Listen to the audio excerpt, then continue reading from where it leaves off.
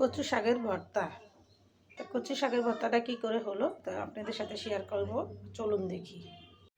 এটা হলো কচু শাকের কলম বলতাম আমি ছোটো সময়, তো এখন তো বড় হয়ে গেছি। কচু শাকের কলম না, এটা এখন শাক।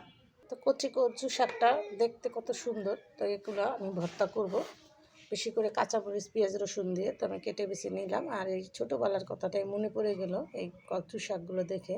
আমরা যখন ছোটো ছিলাম এরকম করে কলম বানিয়ে নিতাম, তো এটাতে লিখতাম।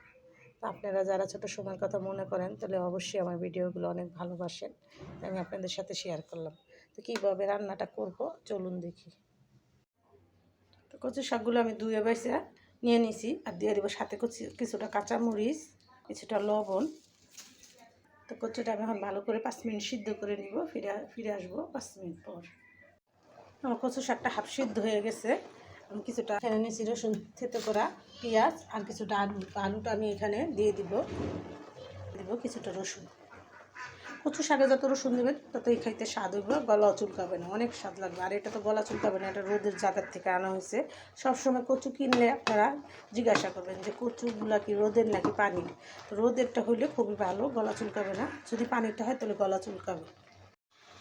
কচু শাকটা আমার এখানে সিদ্ধ হয়ে গেছে, আমি গুটিয়ে নিব। আমি এখন বাগার দেওয়ার জন্য নামিয়ে নিব।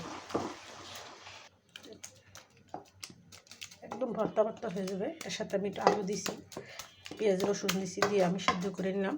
তো আমি চাই রান্না করলাম, আপনাদের সাথে ফুল ভিডিওটা শেয়ার করলাম। আপনারা আমার ভিডিওটা না টেনে দেখবেন আর এরকম করে রান্না করে খাবেন। আমি এখানে পরিমাণ মতো তেল দিয়ে দিছি, আর দিয়ে দেবো পেঁয়াজ কুচি, দিয়ে দেবো রসুন কুচি থেতো করা।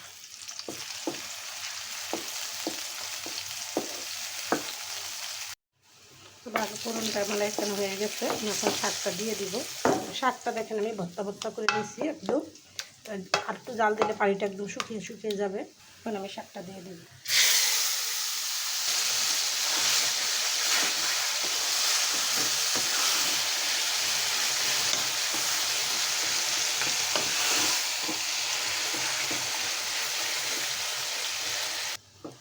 এখনকার পোলাপাইন তো কচু শাক খাইতে চায় না, কিন্তু আমার মা বলছে যে যুদ্ধ যখন হয়েছে স্বাধীনের পরে যে কচু শাক মানুষ সিদ্ধ করে জীবন বাঁচাছে।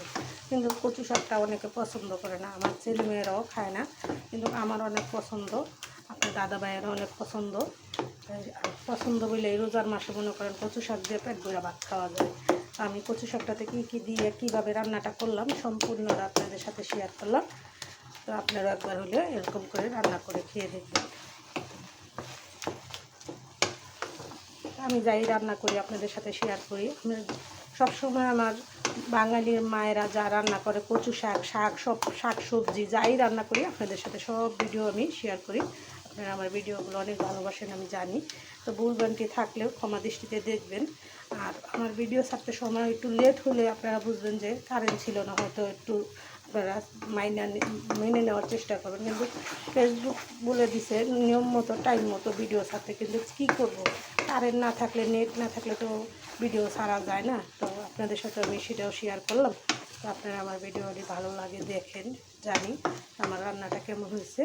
একবার হলো রান্না করে খেয়ে দেখবেন, আর নতুন ভিডিও পেতে সাথেই থাকবেন। ভিডিওটা করে না করে রেখে দিলাম। আসসালামু আলাইকুম।